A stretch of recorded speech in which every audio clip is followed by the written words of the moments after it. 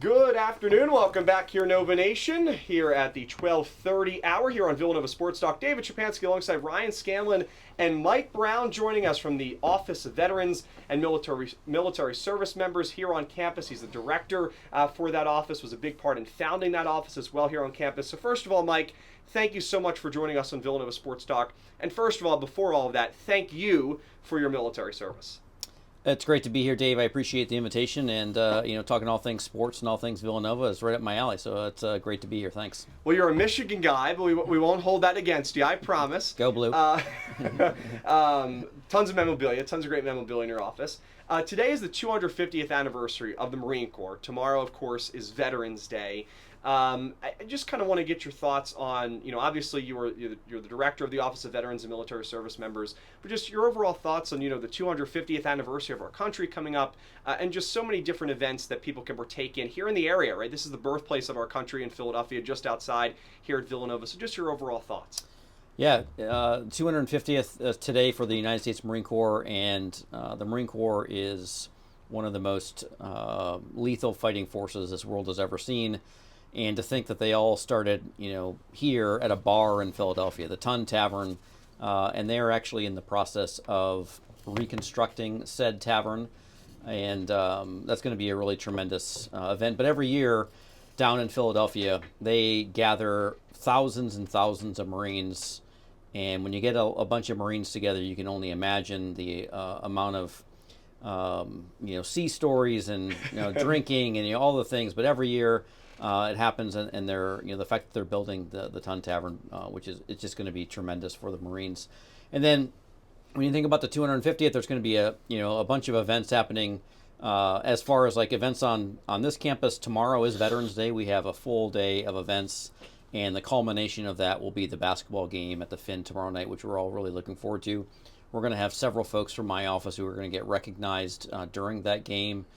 Which is really tremendous for them. They are, student veterans, so they're folks who got out of the military and are here using their GI Bill to get a Villanova degree, and they're going to be recognized, which is really tremendous for them. That's awesome, Mike. Yeah, thank you for being here, Mike, today. Just going into what you do around your office, what are some functions of what you do in the office, and how did you get it started at Villanova? Sure, it's a great question. And so, when you think about, who are student veterans? How do they end up at Villanova? What do we do for them once they're here? Those are all like really interesting questions. And so the office is really designated to support, advocate, and provide resources for anyone who has a connection to the military. So when you think about, for my example, I served in the Army, and afterwards I wanted to go to college, and I had this thing called the GI Bill. And I'm able to use that. The GI Bill provides access for tuition at a college. And so we have around 150 students on this campus today who are connected to the military using their GI Bill in some capacity to help potentially fully pay for their Villanova education. And so what I do for them is, I make sure that there's a community there to support them. We have a physical space in Vasey Hall. It's called the Prince Family Veterans Resource Center. My office is located in there. We have, all kinds of students from all over the area who come to the Student Vet Center throughout the day. They don't live in the dorms.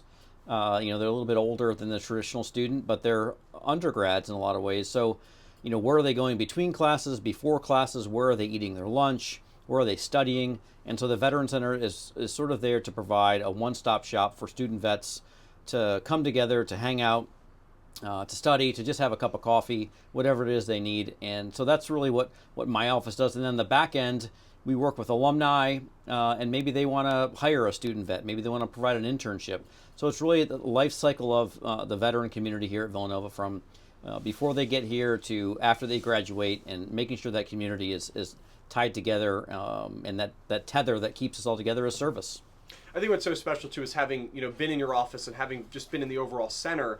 like you said, it is a really great space for students and veterans to really, hang out, get that social experience as you talked about. There's some really cool memorabilia in there as well throughout the history and different, pieces of our military that I think are very important to see. So it was an honor to be in there with you when we originally had conversations about getting on the show today. So again, if you're just joining us, we're talking with Mike Brown, the director of the Office of Veterans and Military Service Members here on campus at Villanova University. Mike, I want to get into your work specifically researching the history of veterans here at Villanova. And I know a couple weeks ago for homecoming, we had the opportunity to just talk about some of the different service members that, have served our military, veterans who, gave their lives for our country, made the ultimate sacrifice. And you and your office have put together a website where you can see the data and information on all veterans that were killed in service with a connection to Villanova. And this map brings up the service, the location, the year of the death. And this project really, according to the website, I'll just read a quote here, will honor the life and sacrifice of Villanova veterans who died while serving their country. In doing so, we hope to educate, present and future generations about the cost of freedom and the legacy of service that Villanova is so proud of. So I'm just curious, how did the research for this project, really come about, and how can people access this important resource? Really good question, Dave. I think when I got here, the office had never existed before, so there wasn't. Sure. I wasn't coming into an office full of robust information and data, so I really had to start somewhere. And I learned very quickly of the legacy of Villanova's service. And so around World War I, the Army on this campus had gathered together and became like an ROTC sort of opportunity. And so we sent around 252 men off to fight in World War I. And then around World War II, we were close to closing our doors because all the men we were a men's college at that point. All the men were getting drafted to head off to World War II. So there were not a ton of people on this campus. And we became a V-12 school, which basically took enlisted service members who maybe wanted to get a commission, and they were able to come onto campus, earn a 4-year degree in 18 months, so that you can imagine the amount of schoolwork they were doing. But long story short, our university is tied to service over the course of the lifespan of Villanova. From 1842 to today, we have continually put off men and women to serve their country. And in doing some of this research about folks who have gone off, I learned very quickly that a vast majority of these folks were student athletes. And so that wasn't necessarily surprising, but it really opened up the window to who Villanovans are and what it is that ties us all together, right? Someone who's the captain of the swim team is also a fighter pilot in Vietnam. Someone who is the center fielder for the baseball team, is also a sailor during World War II. And it really became very interesting, and I think is a story worth telling about, who Villanovans are and what military service can look like. And unfortunately, we've lost a lot of folks in war, right? And so how do we honor them? How do we recognize that service? And instead of just building a wall and just having a bunch of names on it, I wanted to tie the wall to this website. So eventually we will have a memorial wall with everyone's name on it who has gone off, just like you see in DC and other places around the country, these memorial walls. But I wanted a website that told a little bit more than just their name. Talked a little bit about their time here at Villanova. What clubs were they in? What sports did they play in? Where were they from? What kind of military service did they participate in? What was the circumstances surrounding their death? And that's really the goal of the websites, and the goal, I think, as an institution, we ought to be doing that. We ought to honor folks who go off and serve their country and never come home. Most definitely, Mike. And, especially too on this website, which I'll share on social media after today's show, there are also documents where you can see, different things regarding when they're drafted, different papers throughout the years as well, in addition to being able to see the sports and clubs at Villanova, their major, where they're from, as you said, branch of the military, which I think is definitely very, very important to see and highlight. And one of those specific players that I want to talk about is Mike Baska, who is nicknamed Nick. And a few weeks ago when we had our first conversation about getting on the show here, was homecoming weekend. Really, it was a few days before homecoming weekend, and I brought it up on the broadcast. But from the time that Mike Baska had passed away while serving our country and making the ultimate sacrifice, up until 1980 when Villanova dropped football, homecoming weekend was called Nick Baska weekend. And I just, if you can, of course, Mike, what was Baska's story? I know that I explained a little bit on the broadcast before our listeners to add some context. And what was that? I know that you weren't around obviously for that, but looking back at the documents, what was homecoming weekend like back then? Of course. Sure, I think Nick Baska is such an interesting story, but really a Villanova story. So he's a local kid, born and raised in Phoenixville, about a half an hour away, depending on traffic. But a star football player, and came to Villanova to continue to play football here, and played a multiple. So back then, football was very different. You might be the kicker and the cornerback, and do all these other things. So he played a variety of positions. He was a star tailback here, and there's a lot of pictures in the old yearbooks of him, with describing his work against Temple in the backfield, and all these great stories of Nick Baska. And his name was Mike, but as a child he did odd jobs around this community for nickels, and so his nickname was Nichols Baska, and then it became Nick, but his real name is Mike. But anyways, he was a star player, and in 1941 he graduated and was drafted by the Philadelphia Eagles, which again, even to and through today, not a lot of folks get drafted and go off and play in the NFL from Villanova. So it's an interesting story. And again, local kid, Phoenixville to Villanova to Philadelphia, great story. And on December 7th of 1941, the Washington Redskins at the time, they're no longer called that, they're the Commanders, were playing the Philadelphia Eagles. And over the loudspeaker in the stadium, they announced that the Japanese had just attacked America at Pearl Harbor. And after that game, Nick Baska quit the NFL, walked off the field, and joined the United States Army 3 days later as an enlisted service member. Did his basic training and went off to France with General George Patton, a very famous name in our history, and was killed in a tank in the fields of France almost 3 years later to the day. But the day he was killed is 11/11. He died on Veterans Day of 1944, I believe. So tomorrow we'll be honoring his life and service. And when you think about after that, it's a very cool story. Villanova decides to honor him, and every homecoming weekend until football went away was Nick Baska weekend. And I told that story to Coach Ferrante, and now Coach Ferrante is so this coming up Saturday on the big board, there's going to be some information on Nick Baska. I think I'm calling into his radio show tomorrow, and I'm going to be talking about Nick Baska. So I've sat down with Coach, I've sat down with the athletic department, and really talked about some of this service. And it's not just Nick. There's so many other athletes that have played a sport here on campus, and then who went off to serve their country and never made it home. You name the sport, we basically have done it. And it's really just a testament to who Villanovans are, but really what service can look like for so many.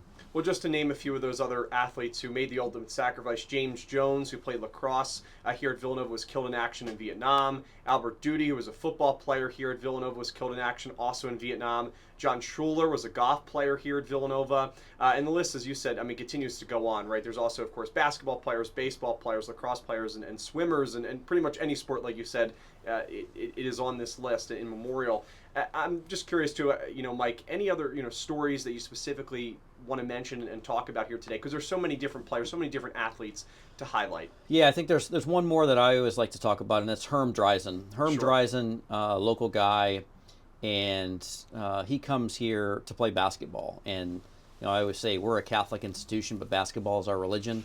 And Herm Dreisen is like such an interesting story. So he's a Jewish kid, comes to a Catholic school in the suburbs, and is the starting point guard for a team that to this day still has the highest winning percentage of any Villanova basketball team. So when you think about that historically, like, we are a very historical, some would say we're a blue blood, maybe blue blood light basketball team, but to say that you're the starting point guard for the basketball team and create the highest winning percentage of any team at Villanova says something, right? It speaks volumes.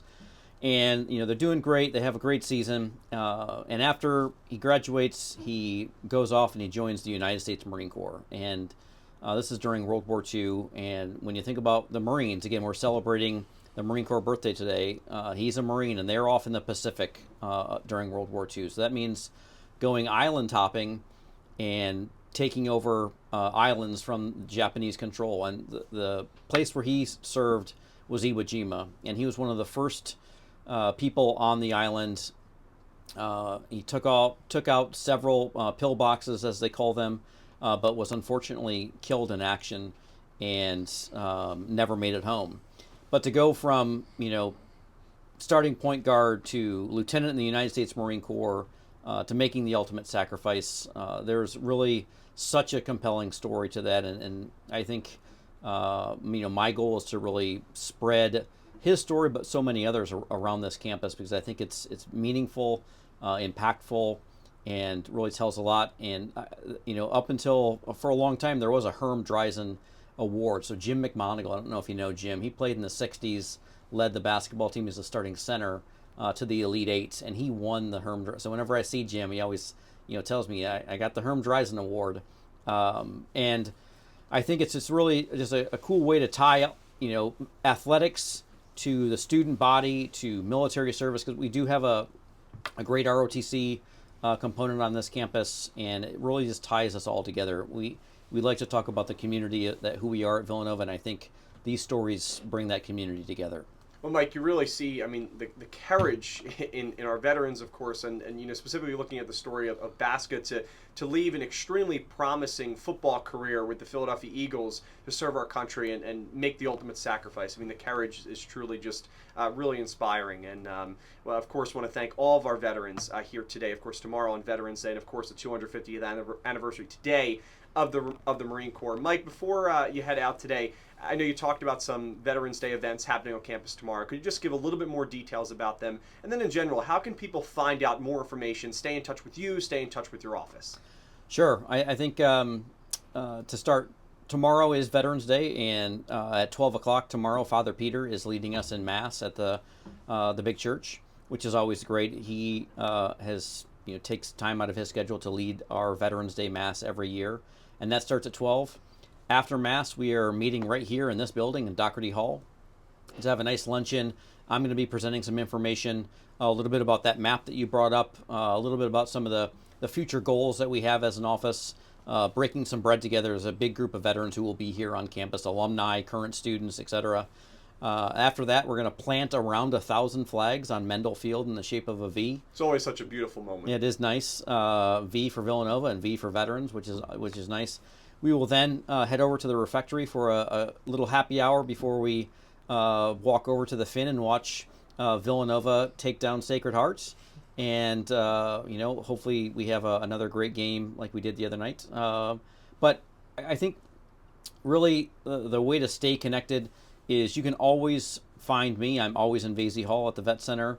We're always trying to advocate and provide resources to our military-connected population. And we have a lot of really cool, aspiring goals that we're going to aim for in the future as we continue to grow and sustain this office as we move forward.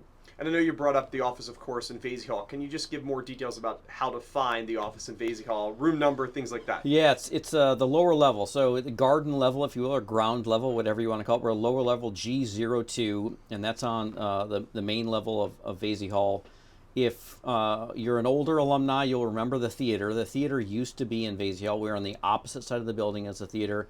It was actually the prop shop. So when Father Peter first went to the Vet Center, he said, "Oh, you don't know how many props I've built in this very room," as he was a theater major here. And we've taken over that spot as the theater has now moved across the street, but we've totally renovated the space. It's really nice and clean for our student vets. And again, we're here. Our students, if you want to get involved, I will always say get to know our students. Our student veterans are just tremendous folks who may not be traditional students, but they really just want to get an A on that paper just like everyone else and get a job just like everyone else. They just took a different path to get here to Villanova. So again, I appreciate you having me here today. I think it's important to talk about veterans, not just on Veterans Day, but all the time, as they bring such a dynamic presence to the classroom and to our campus community. They sure do, Mike. Thank you so much for joining us again. Mike Brown, the director of Villanova's Office of Veterans and Military Service Members. Want to thank all of our veterans out there once again for their service for our great country. We'll take a break on WXVU. When we come back, we'll wrap things up, Ryan and I, with the poll questions, talk about Villanova football, men's and women's basketball, and also get you set up for next week's show. Again, you're listening to WXVU, V89.1, The Roar.